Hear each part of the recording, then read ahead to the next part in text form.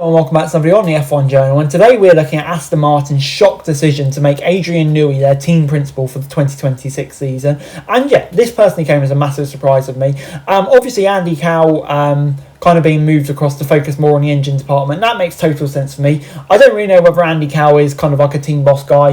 Aston, their performances have been very disappointing this season, but you just look at the success he had leading that Mercedes engine program throughout those new rules in 2014 all the way up until 2020, and the immeasurable success he had there. So yeah, he is going to be a very valuable asset going forward for not only Aston Martin but Honda as well. So yeah, I think that move makes total sense. But yeah, the question I have more is over Adrian Newey and whether that is the right move to make him team principal. Obviously, from what we've heard, he's been practically living at their new Silverstone factory, working day and night on the 2026 car, and yeah, it's going to be very interesting to see what he cooks up. But yeah, the question I have is, with these new rules, does Adrian Newey, like Andy Cowell in a way, is he really a leader of the team? Does he want to be doing all of that sort of stuff when he could be spending crucial time working on the development of a 2026 car? There's going to be so many upgrades coming next year, first year of the new rules, as teams begin to understand them.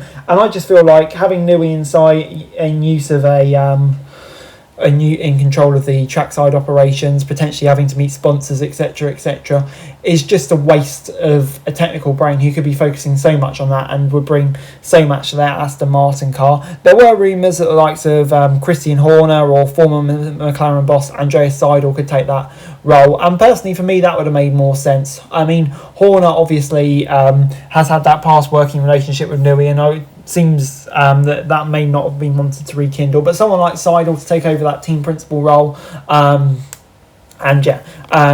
look after the business side as well as the on-track side would have been more useful for me. But who knows? Adrian Newey, I mean, yeah, you're going to be brave to write him off, aren't you? But 66, stepping into his first team principal role at the beginning of a new rule cycle as well is a very interesting move. But yeah, we've seen it has had success in the past, not only at the current day when there's so many kind of old engineers taking team principal roles, whether it be Andreas Stoller, James Vowles, Io Komatsu, Haas, etc.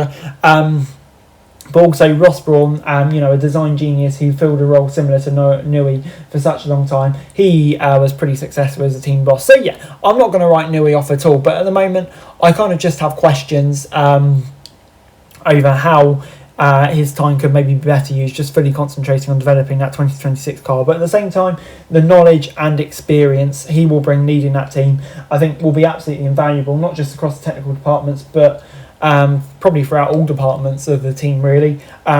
Someone with his knowledge, experience, etc., could prove invaluable. So yeah, it's a very interesting debate. Do you think Aston Martin made the right decision making Adrian Newey the team principal for Aston Martin? Feels weird to say that. Or do you think they maybe should have gone for someone else and let Newey fully focus on developing the 2026 car? Anyway guys, that's it for this video. Thanks very much for watching. Remember to like, share and subscribe. Follow us on our socials, link in the description below for daily F1 news, meme and content. Subscribe to our other channels on screen right now, that'd be greatly appreciated. Thanks very much for watching. Peace out.